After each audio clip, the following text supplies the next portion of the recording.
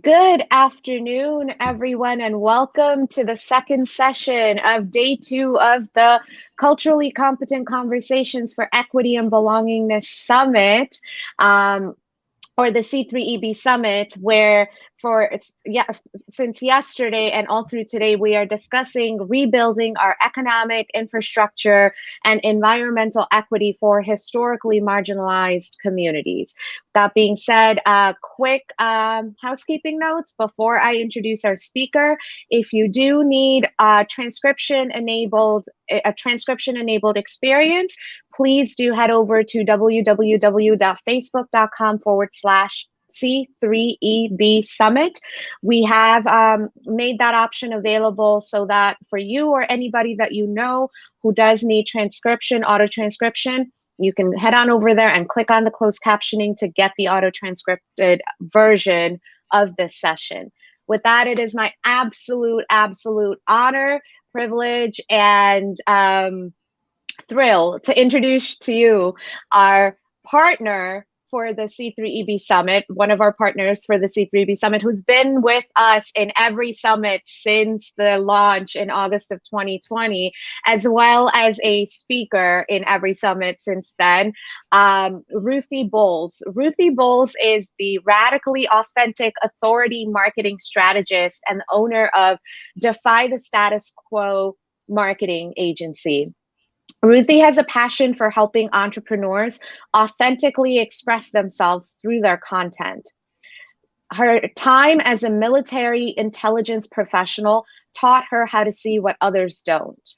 She now turns those skills to help people who want to genuinely connect with their audiences through their stories and their marketing. She and her team use their content to educate, build credibility, and client trust. She loves working with professionals who are seeking to create change in the world. And Ruthie is with us today to talk about marketing that conceals, whitewashing, able-washing, and tokenism. This promises to be such a powerful session, as all of her sessions are. So without further ado, Ruthie, welcome back to the C3EB Summit platform and stage, and the stage is all yours. Thank you so much. Yes, it is amazing to continue to be part of this. This is probably one of my favorite events every single time that it happens. So I'm super glad that it continues to happen. So as Dr. AJ introduced me, I am Ruthie Bowles. I am a U.S. Army veteran. I'm a mom to 4 kids, love them so much most of the time. And I also have a collection of farm animals over here, goats, chickens, and ducks. And we're located in Maryland. We've gotten a bit of icy weather ourselves, nothing on the scale of Texas. But I want to preface this discussion with the fact that we are talking about, a lot of the sessions so far have been about, infrastructure and economic and financial equity. And businesses in those areas conceal just as much as businesses anywhere else. This was something not even a complete side note, but something that Dr. AJ and I were discussing was that it's really interesting in terms of marketing that conceals. It's incredibly interesting that a lot of federal Congress people, whether they're federal senators or federal representatives, actually get elected on an infrastructure platform.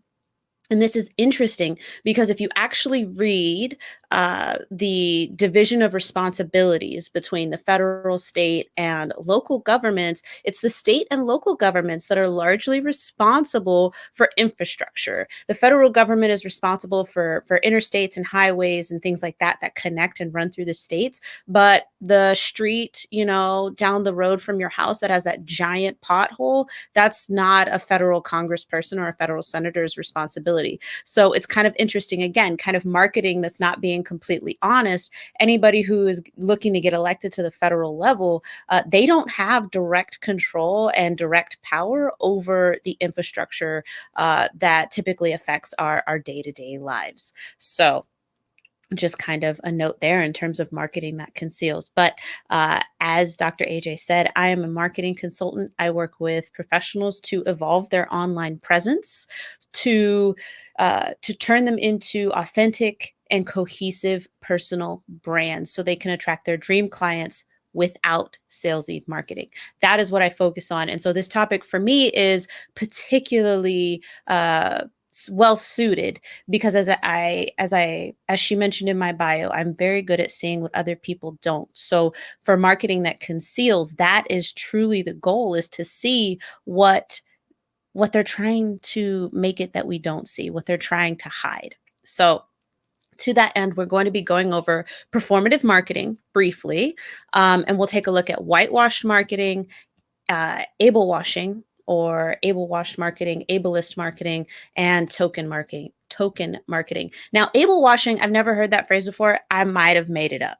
But it seemed to work because I was talking about whitewashing and then, looking at something like able washing, which I think the examples and things that I have for you today are going to be particularly interesting, probably a bit thought provoking. So first, what I'd like to do is get into what performative marketing is, because that's actually an aspect of marketing that conceals. So if you are following along live, whether you're on Hopin or whether you're on Facebook or any of the other places where this is being streamed live, I would love it if you popped what your definition for performative marketing is into the chat. I've had several conversations about performative marketing recently. Some of them have been on Clubhouse, great conversations there on Clubhouse, but some of them have been via my live streams that I did. I did a live stream on performative marketing in January to get ahead of Black History Month, because I knew that we were going to see a lot of performative marketing during February. But I've also had some discussions in Facebook groups kind of asking people, okay, what does performative marketing mean to you? And what it essentially boiled down to was not just talking the talk, but also walking the walk. And so in my live stream in January, one of the things I said, particularly to the small business owners who were listening, is if you are going to post something that relates to a cause or talks about a marginalized group in some way or another, the big thing to do is to make sure that, okay, you are posting, and what else? What else are you doing? How else are you taking action beyond the social media aspect of things? There were so many people last year who posted the Black Square, so many companies who posted the Black Square and Black Lives Matter and the logos in their profile pictures. And we saw a lot of that, but we saw a lot less, especially over time, of people looking to take actual action, writing their congresspeople, writing their senators, seeing what they could do on a local and state level. And as we're in Black History Month, I feel it's worthwhile to point out that you can join your local NAACP chapter for $30 for the year. At least that's what I paid here in Maryland. So action can come in a lot of forms. And so if you are going to talk about a cause, talk about a marginalized group, it's incredibly important to also consider, and what else are you doing? So just remember to think about that in terms of the action. So basically, performative marketing, talk the talk, you got to walk the walk. If you are not walking the walk, you are performative. That's it.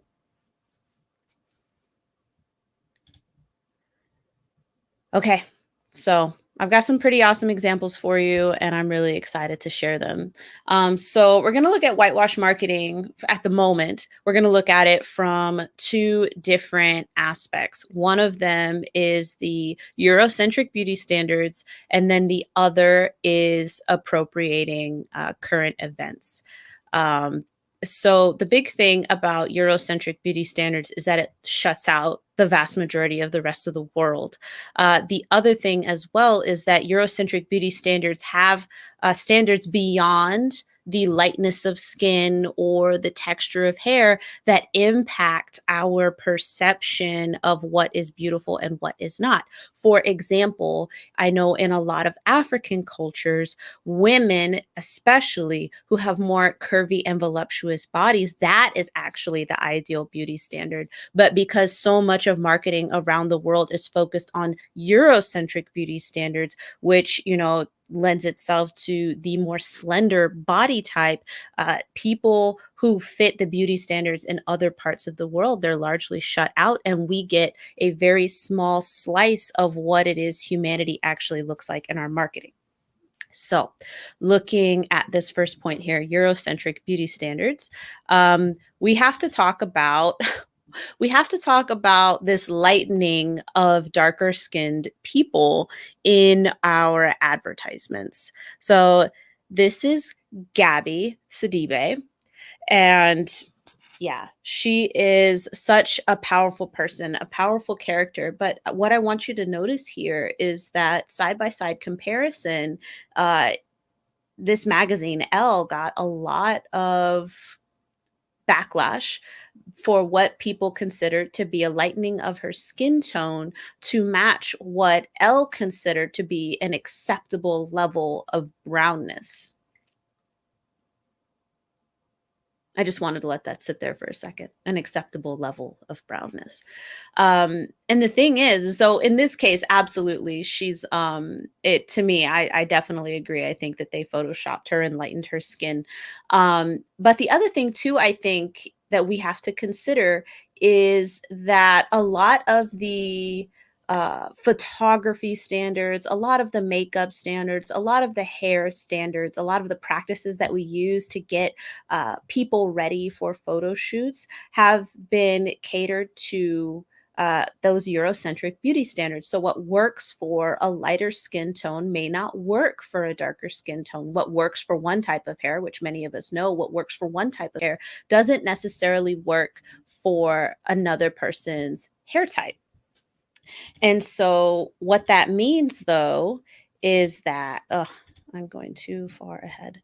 But what that means is that we, as people, we have to consider if there is too much light somewhere, does that mean that we are going to wash out? Are we going to wash out those people? And so in my case, I've actually received pictures where I felt like I was too washed out. I didn't feel like enough of my brownness in my skin was coming through. And I've asked to have pictures retaken because I'm already on the lighter end of the spectrum in terms of brownness. I have been washed out before. And so, it can happen pretty much at any end of the spectrum. But I think even reconsidering how we prepare photo shoots for people of color to show them at their best light, as opposed to just adhering to standards that work well for the lightest skinned people. Okay. So we are actually going to move into the appropriating current events piece. And you kind of already got a hint. So this is a comparison between a video advertisement made by Pepsi that starred Kendall Jenner. And then the comparison is to a protest down in Baton Rouge where this woman stands, gloriously in her protest and is, going to be detained by two officers in full SWAT gear. Whereas, so I'll briefly describe the video advertisement with Pepsi. So Kendall Jenner is in a window doing a photo shoot, and there's protests outside. They show a lot of minority people, a woman with a nose ring and a traditional head wrap, implying that she is of Muslim faith and appears as if she may be from the Middle East. And then there are like, Black break dancers and people protesting, and we're not sure exactly what it is that they're protesting, but we've got a pretty good idea. It's probably, especially with the line of police officers and all of, the younger faces in the crowd, the implication is definitely that it's Black Lives Matter. And so Kendall decides to just abandon her photo shoot, and she's just going to walk out. And now she's fist bumping activists, and she's grabbing up a Pepsi, and she's standing on the line like, what's going on? And then she's just going to walk right over and give this police officer a Pepsi. And that's what happens. He takes the Pepsi and drinks it. And then the whole crowd starts cheering, and everybody's happy now. And this got severe backlash because, again, people, more than one person put these two images side by side, noting the complete difference in how the women were being treated. But many felt that this was Pepsi making light of the current events of the day as a means to promote their product. Now, Pepsi apologized. They apologized and they took down the advertisement. But I'd like to share with you the apology that they gave on Twitter. So I will go ahead and read it just in case the image isn't coming through for people. Pepsi was trying to protect a global message, or trying to project a global message of unity, peace, and understanding. Clearly, we missed the mark and we apologize. We did not intend to make light of any serious issue. We are removing the content and halting any further rollout. We also apologize for putting Kendall Jenner in this position. The only specific thing that Pepsi mentioned in this apology, and this is why I find it inadequate, is Kendall Jenner. They did not, they vaguely referenced any serious issue instead of we did not intend to make light of the Black Lives Matter movement. That's what they should have said. And clearly we missed the mark and we apologize. Apologize to who? Who are you apologizing to? If you take out the last sentence of this apology, you wouldn't even know what Pepsi was apologizing for. You would not know. The only clue is that, hey, Kendall Jenner, we apologize for putting her in this position. She is an adult.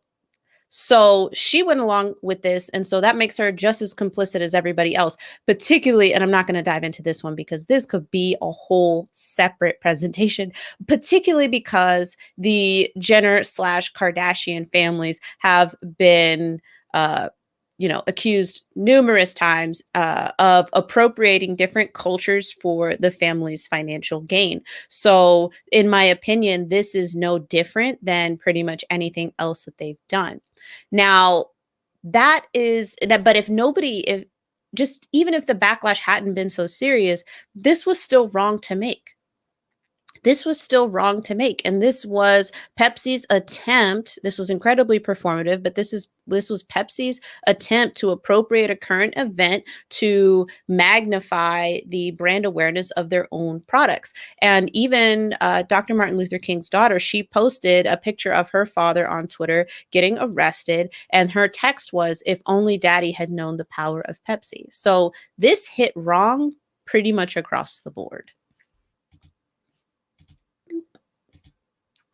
Okay, so we're going to go into able washing or able washed marketing, ableist marketing. And I think that this is certainly going to be a frontier of equality, diversity, equity, and inclusion in marketing that I think everyone is going to have to pay more attention to. I will say that since I've been paying more attention to not just diversity, equity, and inclusion, but inclusion with accessibility in marketing, this is something that continues to come up, and I've become a lot more cognizant of the people that are usually left out in marketing. And so right now I will just go ahead and make that plug. I want everyone to notice that every time Dr. AJ has started a session, she has reminded you that you can go onto Facebook and take advantage of the auto captioned live streams in case that is, in the in the hopes of making the summit as accessible as possible for everyone. Yes, captions are great if you don't want to turn up your volume, but for a certain segment of the population, captions are necessary. And so if you are a small business owner who does not intentionally put captions in their videos or use things like alt text on your website for your images, you could potentially be excluding people. People will not be able to experience your content or your marketing properly if you do not consider accessibility. So I want to take a moment to put serious emphasis on that before we roll into ableist marketing. Boop. Okay, so there are 3 areas that we're going to focus on for able washing. And that is failing to include people with disabilities in marketing, period. Using people who don't live with disabilities to depict those who do, and then using people with disabilities in a topic focused strategy. What that means, that last one, is using people with disabilities only when whatever it is you're advertising has to do with people with disabilities. And so in this case, I will get there. I'm not going to ruin the surprise. But so failing to include people with disabilities in marketing. There's actually a research report that I found. And let's get closer. So according to a poll done of 2,000 UK citizens, they were asked, why do you think that people with physical disabilities are not featured more often in marketing and advertising? They said 55% of them said it was because people with physical disabilities make other people uncomfortable. So that's obviously a problem.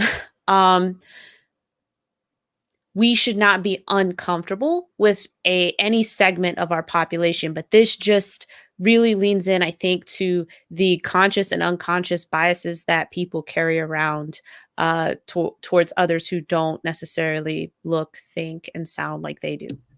And then looking at another number, the next question for the same group of 2,000 was, why do you think that people with mental disabilities aren't featured more often in marketing and advertising? Or in this case, people who are neurodivergent. That wasn't their wording. Their wording was people with mental disabilities. And it was the response largely was they make people uncomfortable. 62% of respondents had that answer. So that right there, I think, is, for any marginalized group, a reason why they would not be included, a reason why they would be overlooked, a reason why they would be lightened or made to look different via Photoshop, is because the entity that is attempting to use them for marketing believes that something about them would make other people uncomfortable. And I think as people in general, as humans in general, we largely do this enough to ourselves. Right? We largely filter ourselves enough. We don't need other people to do it for us.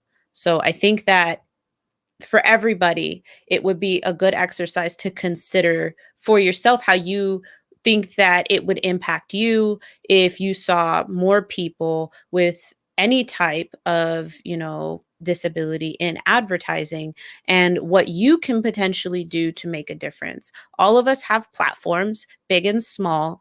Many people who participate in the summit are either leaders in their own organizations, maybe head up their own businesses. There is something that all of us can do. Okay.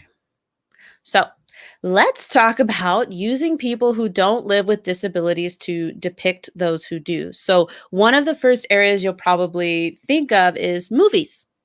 We have seen this in movies for a really long time. And it goes back, I'm sure, just as far as using white actors and blackface to portray Black people has gone back. But when you look at movies. And I'm just going to say it because I know it's a classic and I know a ton of people love the movie, but Forrest Gump. Forrest Gump, Tom Hanks was, Tom Hanks is not a person who has the type of disability that he depicted. I'm not going to get presumptuous and say that he doesn't have any at all because, you have, just as you have visible disabilities, you also have invisible disabilities, disabilities that aren't necessarily readily apparent to other people. But in the film, he depicts that, that he's portraying, giving the impression that he has some type of cognitive disability potentially. And we know that that is not necessarily the case, but this is something that has happened and continues to happen. One of the more recent examples is with the music artist Sia. She was directing, I believe, a short film, and it centered around the main character who appeared to be a teenage girl with autism. This actress did not actually have autism, and it sparked a lot of conversations and some backlash for Sia. So, that is, just a couple of examples, but that's my Google. But we are going to focus on an example that happened in 2016 with Brazilian Teen Vogue or Brazil Teen Vogue around the Paralympics, actually. So, what you see here are two amputees that Brazil Teen Vogue published this photo. This photo shoot was done to promote the Paralympics in Rio de Janeiro in 2016. Actually, that's what you think you see. You think you see two amputees. What you actually see are two people who do not have the disabilities depicted in this image. They actually have, all of their major limbs, and this is all Photoshop. This is actually, so these two people were involved in the promotion of the Paralympics. They are, I believe, a Brazilian actor and actress, and they were part of the promotion. They were like brand partners, ambassadors for the Paralympics in Rio de Janeiro. So the idea behind the photo shoot, it was supposed to project this message: we are all Paralympians. That was the tagline. Yes, that was the tagline. And it hit the wrong way for a lot of people, particularly because it was for the Paralympics. So, it was the general perception that they were not short in Paralympians and therefore should have been able to use actual participants in the Paralympics to be in these photographs. But I mean, just looking at it without actually reading about it, you would have assumed that these people did actually have the depicted disabilities.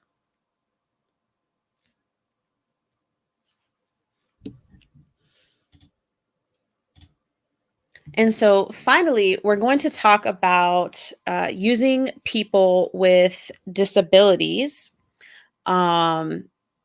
in a topic focused way. And this actually also ties to the Paralympics in Rio de Janeiro from 2016.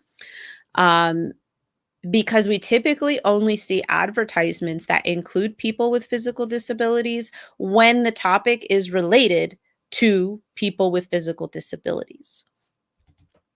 So, for example, this is an example of a photo promoted by Channel 4 in, I believe it was Brazil, about the Paralympics. So you'll notice everybody here, they're wearing their uniforms, and, they have, it's just visibly, this is a group of people who live with disabilities. The problem isn't necessarily with this specifically, but the problem is with the problem writ large. Is why don't we have Folgers commercials with, the man standing here in the center with the prosthetic leg? Why don't we have Folgers commercials of him waking up to pour Folgers in his cup? Why don't we have commercials and advertisements of women or men with disabilities who are shopping for clothes at JCPenney's or Macy's or Nordstrom? Why don't we have those things? For every product, there is an advertisement, and all of the advertisements that we largely see, unless the ad is directly related to people with disabilities and things that they may need. Otherwise, why don't we see them in our marketing? Why don't we see them in our advertisements? A person with a physical disability could just as easily be in a commercial about chapstick, or could be seen administering a fever reducing medicine to their child. These are things I think that we really need to consider in terms of even normalizing the appearance of people with disabilities, so they no longer have to feel like they are being swept under the rug if that is the feeling that they get. And if it is, I wouldn't necessarily be surprised.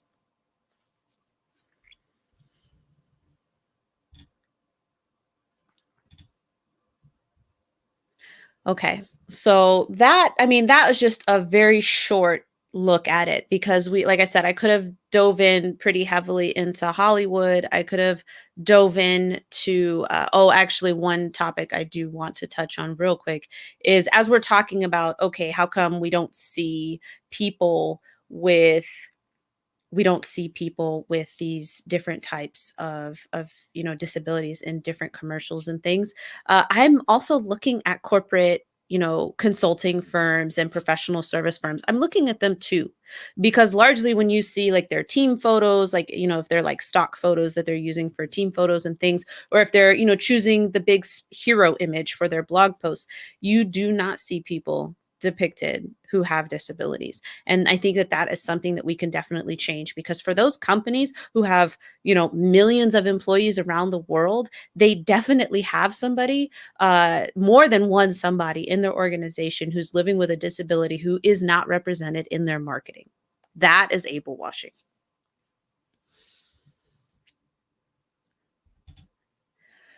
Alrighty, so we're going to go ahead and get into tokenism in marketing, or token marketing. And this happens a lot. So I have some great examples for you, as well as kind of a walkthrough of what my last point is. So first point, using diverse stock photos. Stop that. Using lower level minorities to imply, because again, this is all about marketing that conceals. So using lower level minority employees to imply that your organization is diverse all the way throughout, when it is in fact not. And then companies who profit off of typically excluded marginalized groups. And I have a really good example for you for that. So let's just get the diverse stock photos out of the way.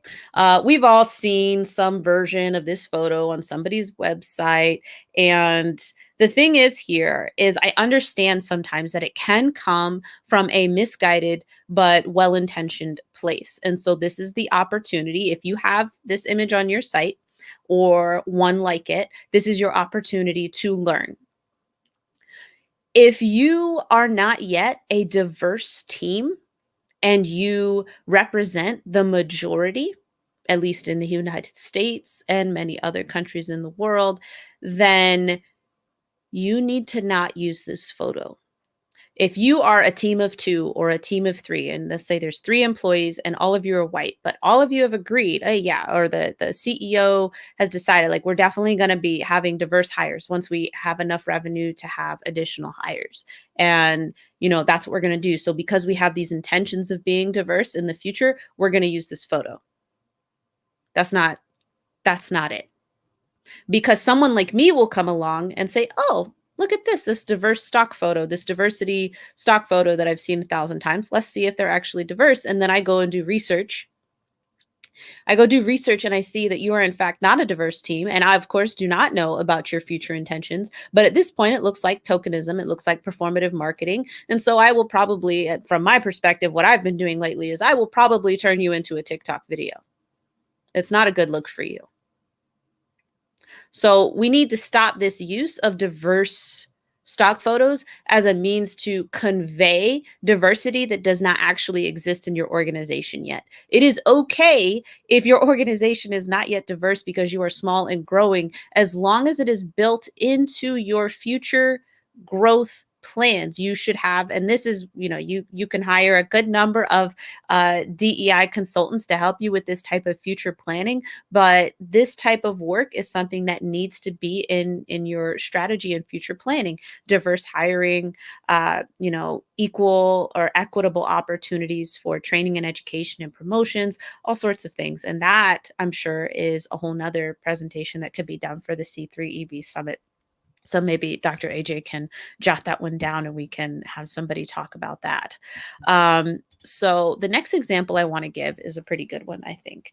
But this use of lower level minority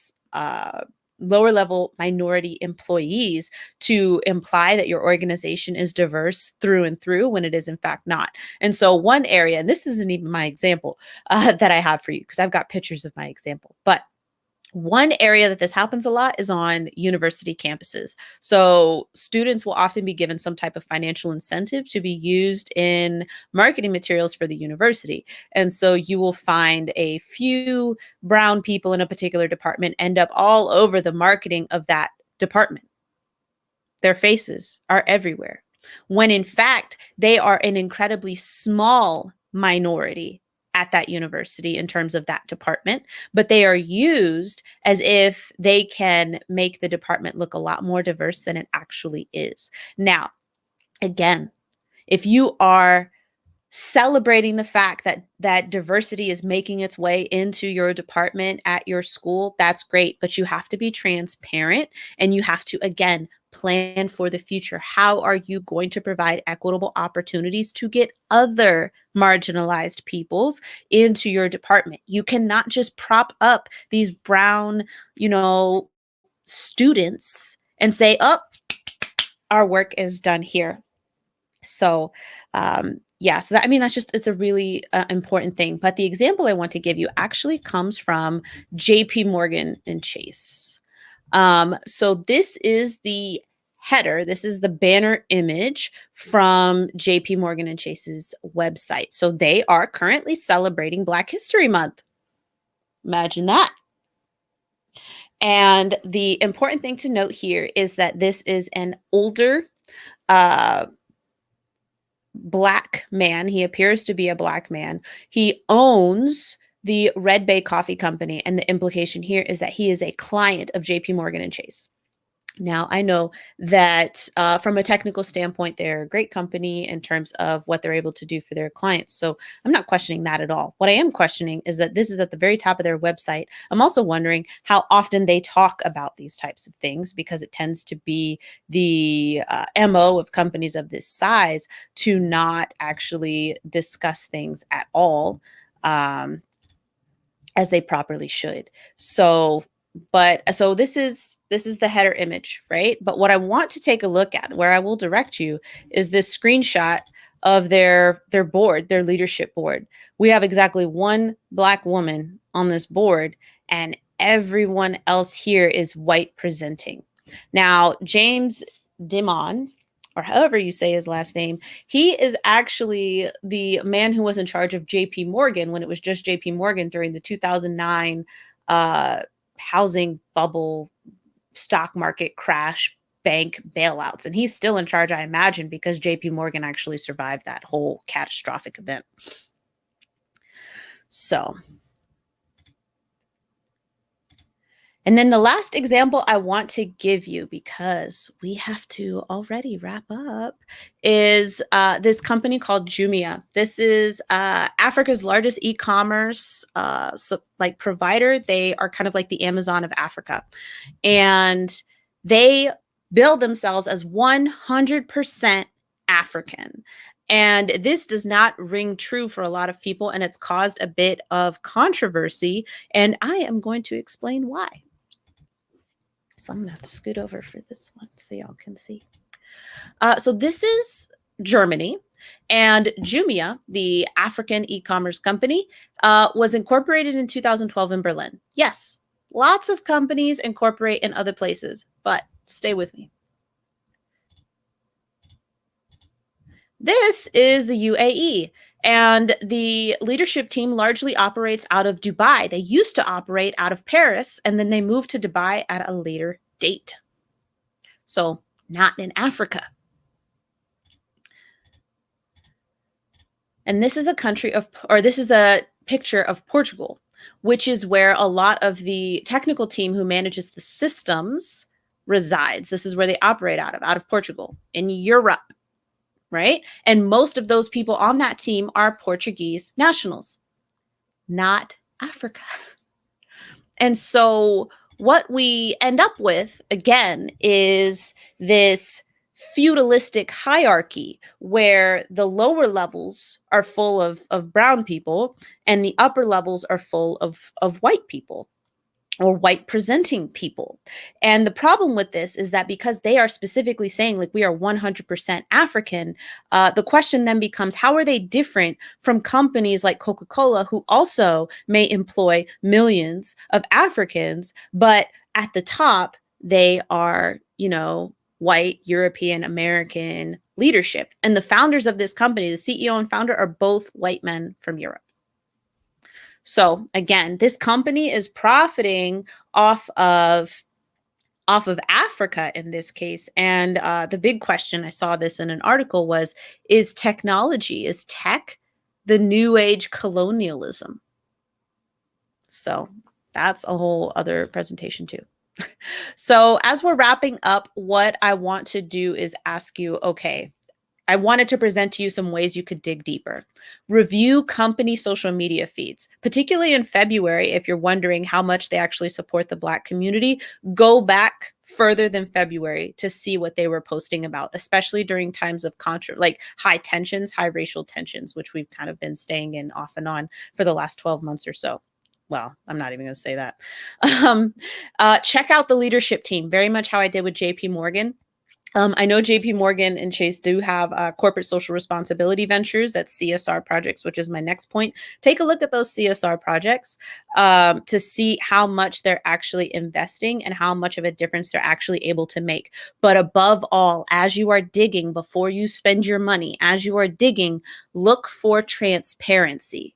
The company should be able to tell you what types of initiatives they are taking to actually make their companies not just diverse, but inclusive and equitable and safe for people to show up as their full selves at work. That means no discriminatory hair practices, no discriminatory clothing practices, respectful of all people's religions. These are the things that you should be looking for as you're looking at who you want to invest your dollars in. This wave of conscious consumerism is not ebbing anytime soon. And the way that we can communicate that, especially with the bigger corporations, is by actually working to this end where we understand like, hey, you cannot hide these things from us. So that's the big thing. Look for transparency. So that is the end of my presentation. That was what I wanted to share with you all today. And I am super happy to have had you here. And I'm sure Dr. AJ will pop back in at any moment. There she is. Boom. Thank you so much for that, Ruthie. That was, so just tongue in cheek, I actually do use the hands photo. Do you? In fact, well, see, but that's the thing, though. That's completely different. Right. And I think it's just such an interesting point, though, is it's actually the banner on Hopin for this summit in the background. And several of my other points, because it's to your point, there is this sense of everyone feels like they can just use any image, and it's like, there is a narrative behind each image. You can't just use it. It goes back to that performative nature that you're talking about. We do have Leslie who wants to know what your TikTok handle is. Oh, it's Ruthie.marketing. Yeah, and I will put that in the chat as well. Ruthie.marketing. TikTok. That's me. Yeah, and so we have quite a few comments. I know you're on another device looking at it, but Shay said unacceptable. media lightning Black women and people often. I commented on the Paralympics ad being so disturbing and shameful, but not surprising. Questions that Leslie said, questions that need answers. Shay, said, too funny, but also sad. So many people, performative marketing, especially at the government and corporate level. Shay shared an article on why Forbes won't use the term minority to classify Black and brown people. Oh, I'm going to check that one out. And then Leslie said, love this, very well presented. What is her TikTok? And yeah, so I think, there were so many aspects of what you said that people really, really kind of, and this is exactly what the summit is about, right? Is we really need to, before we can even start thinking about any sort of massive solutions that are magically going to somehow move the needle or fix the problems and all of that, we need to understand that work begins with us in terms of, what are we as individuals and as consumers and also as creators saying that we're okay with, like saying that, we're willing to tolerate. Where are those, where are we drawing these lines to say this is not okay? And then how do our personal biases and perceptions kind of play a role in that? And how can we then move forward with everything that you spoke about today? So I do know we are out of time, but for everyone who is watching, Ruthie will also be one of the co-hosts for the Clubhouse room tonight at 8:30 p.m., where we will be unpacking everything from the 2-day summit in larger detail with many of our speakers on stage and kind of connecting the dots, real life, real time and all of that. So if you are on Clubhouse, please do join us. And I will definitely be talking about that in my closing remarks at the end of the day too, and give you more information about that. So with that, Ruthie, thank you so much for this. And I always appreciate your insights, and I am beyond grateful for your partnership and your friendship in life. So thank you so much. And with that, we will wrap this up, and we will be back in just about 9 minutes with another one of our returning speakers, Brenda Williams, who is going to be talking about empathetic leadership. So with that, see you all in 9 minutes.